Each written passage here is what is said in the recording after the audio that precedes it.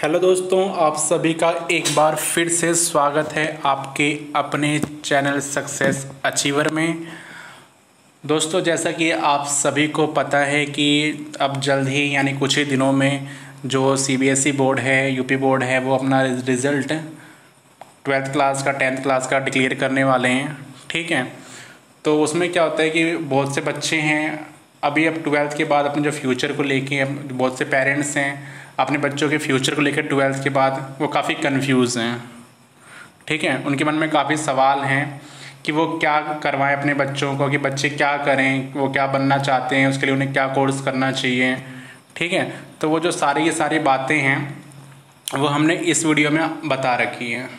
ठीक है, तो शुरू से लेके अंत तक इस वीडियो को अच्छे से देखिएगा, आपके सारे सवाल के जो जवाब हैं वो मिल जाएंगे। यदि आपका कोई भी क्वेश्चन रहेगा तो प्लीज़ कमेंट में आप पूछ सकते हैं। ठीक है, यदि आप इस चैनल पे नए हैं तो प्लीज़ इसे सब्सक्राइब करिएगा। यदि वीडियो पसंद आए तो इसे लाइक और शेयर करिएगा। तो वीडियो शुरू करते हैं।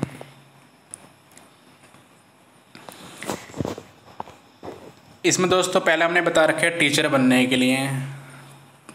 तो जैसे यदि आपको टीचर बनना है तो बहुत से स्कोप हैं टीचर बनने के लिए।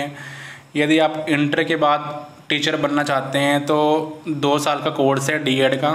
ठीक है, आप ये कर सकते हैं और आप इंटर के बाद मतलब ये 2 साल का कोर्स करके और जो ये टेट का एग्ज़ाम होता है इसको क्वालिफाई करके आप टीचर बन सकते हैं। ठीक है, यदि और बात करूँ मैं, आप ग्रेजुएट यानी ग्रेजुएशन करने के बाद, बीए करने के बाद, बीकॉम करने के बाद, बीएससी करने के बाद यदि आप बीएड करते हैं तब भी आप टीजीटी के लिए एलिजिबल हो जाएंगे। ठीक है, यहाँ पर क्या है, जो ये डीएड है उसमें तो आप जो प्राइमरी है उसके लिए एलिजिबल होंगे और यहाँ पर आप जो 10th क्लास तक के टीचर होते हैं टीजीटी, आप उसके लिए एलिजिबल हो जाओगे। ठीक है, इसमें भी आपको जो टेट है, ये बीएड करने के बाद आपको जो टेट एग्ज़ाम है वो क्वालिफाई करना होगा यहाँ पर भी। ठीक है, आगे क्या जो बीएलएड है वो भी एक कोर्स है 4 इयर्स का, तो इसे भी करके आप टीचर बन सकते हैं। फिर आगे चलें, इसमें क्या है दोस्तों, जैसे मैंने बताया 10th के लिए ऐसे क्या है कि आपने बीए बीएड कर लिया और फिर एमए कर लिया तो आपका सीटेट वेट को सब कुछ क्वालिफाई है, तो आप वहाँ पर जो पीजीटी ओजीटी है उसके लिए भी एलिजिबल होंगे। वहाँ पे आप अप्लाई कर सकते हैं पीजीटी के लिए भी।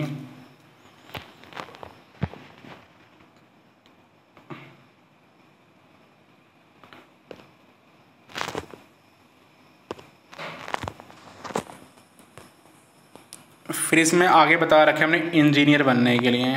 यदि आप इंजीनियर बनना चाहते हैं तो उसके लिए आप बीटेक कर सकते हैं। ठीक है, तो बीटेक के लिए क्या होता है कि भाई 12th के बाद बहुत सारे एंट्रेंस एग्ज़ाम होते हैं। ठीक है, आप वहाँ पे पार्ट करके वहाँ पे हिस्सा लेके एंट्रेंस एग्ज़ाम में यदि आप अच्छे अंक से क्वालिफाई होते हो तो आप वहाँ पर बीटेक कर सकते हो। आर्किटेक्ट है, इसके लिए भी आर्किटेक्ट का कोर्स होता है जो कि आप कर सकते हो आर्किटेक्ट बनने के लिए। फिर इसमें आगे हैं, यदि आपको डॉक्टर बनना है तो डॉक्टर बनने के लिए BA-MS यानी कि bachelor of Ayurvedic medicine and surgery ये कोर्स कर सकते हो। ऐसे BH-MS ये होम्योपैथी के लिए, bachelor of homeopathy medicine and surgery. ऐसी MBBS का कोर्स है, bachelor of medicine and bachelor of surgery. BUMS का कोर्स है, बैचलर ऑफ यूनानी मेडिसिन एंड सर्जरी, तो आप ये कोर्स कर सकते हो। ऐसे BDS का भी कोर्स होता है, बैचलर ऑफ डेंटल सर्जरी। ठीक है, ये भी आप 12th के बाद कर सकते हो यदि आप डॉक्टर बनना चाहते हैं तो। ठीक है, तो इसमें जैसे MBBS है तो आपको तैयारी वारी करनी पड़ेगी। ठीक है, जैसे AIPMT ये all India pre medical test है, ऐसे बहुत सारे टेस्ट होते हैं नेशनल लेवल पे। ठीक है, आप देखते रहिए और टेस्ट को क्वालिफाई करिए और एडमिशन लीजिए। फिर आगे चलें, यदि दोस्तों आपको एडवोकेट बनना है, वकील बनना है तो LLB एक कोर्स है बैचलर ऑफ लॉ का। ठीक है, आप इसे करके एडवोकेट बन सकते हैं। इसके अलावा क्या दोस्तों बहुत सारे स्कोप हैं, जैसे मान लीजिए आपने ग्रेजुएशन कर लिया, ठीक है, चाहे BA करा, BCom करा, BSc करा, तो इसके बाद क्या होता है दोस्तों, काफ़ी वैकेंसी आती हैं। ठीक है। जैसे मान लीजिए आपको IAS बनना है, तो आप यदि ग्रेजुएट है तो IAS के लिए एलिजिबल हैं, वहाँ पे आप अप्लाई कर सकते हैं और अच्छी प्रिपरेशन के साथ वहाँ पर अपना एग्ज़ाम देकर यदि वो क्वालिफाई होता है तो बहुत अच्छा है, ठीक है। इसके अलावा भी और सारे एग्ज़ाम हैं, वो आप देकर उन्हें क्वालिफाई करके आप एक अच्छी नौकरी ले सकते हैं। जैसे स्टेट लेवल पे PCS के एग्ज़ाम होते हैं, ठीक है, आफ्टर ग्रेजुएशन आप उसके लिए एलिजिबल हैं तो आप उन्हें दे सकते हैं, ठीक है। और भी जैसे एग्ज़ाम होते हैं, SSC CGL का एग्ज़ाम है, SSC CGL का एग्ज़ाम है, ठीक है, वो आप दे सकते हैं आफ्टर ग्रेजुएशन।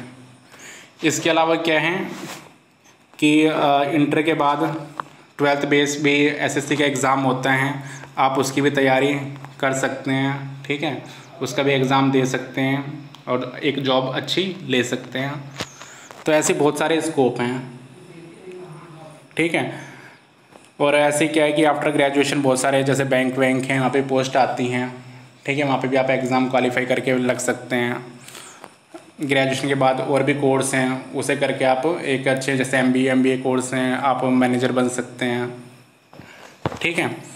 यदि आप कंप्यूटर में स्कोप चाहें तो कंप्यूटर में जैसे BCA MCA कोर्स होता है, ये आप कर सकते हैं, ठीक है। और ज़्यादा कुछ नहीं तो MNC कंपनी होती हैं, अच्छी खासी कंपनी होती है, वहाँ पे अच्छा अर्न कर सकते हैं। तो ऐसे बहुत सारे स्कोप हैं आप लोगों के लिए, ठीक है। फिर इसमें क्या है कि आगे यदि आप ग्रेजुएशन के बाद जैसे पोस्ट ग्रेजुएशन कर रहे हैं, फिर PhD कर रहे हैं, तो वहाँ पर क्या है कि एग्ज़ाम होते हैं। जैसे पोस्ट ग्रेजुएशन के बाद एग्ज़ाम होते हैं, नेट है, JRF है, जो भी है, PhD हैं, ठीक है। तो ये सब करके आप एक अच्छे कॉलेज में आप पढ़ा सकते हैं। तो ये जो सारी चीज़ें हैं ये आपको याद रखनी है, अब आपकी चॉइस है। मैं तो ये चाहूँगा दोस्तों कि आप पहले खुद की इंटरेस्ट को जानिए। जितने पेरेंट्स सुन रहे हैं इस वीडियो में, वो सभी ये करें कि अपने बच्चे के इंटरेस्ट को जानिए कि आपका बच्चा क्या करना चाहता है, ठीक है। क्योंकि आपके बच्चों का इंटरेस्ट ही उनका टैलेंट है, ठीक है। तो उसको ध्यान में रखते हुए आपको अपने बच्चे को गाइड करना है कि हाँ बच्चे, तुम्हें ये कोर्स कर लेना चाहिए, ठीक है। क्योंकि मेरा ये मानना है कि शायद उसमें वो आपका बच्चा अपना बेस्ट दे सकता है, ठीक है। तो आज के लिए इतना ही। कैसी लगी ये वीडियो? यदि वीडियो आपको अच्छी लगी हो तो प्लीज़ इसे लाइक और शेयर करिएगा। Thank you.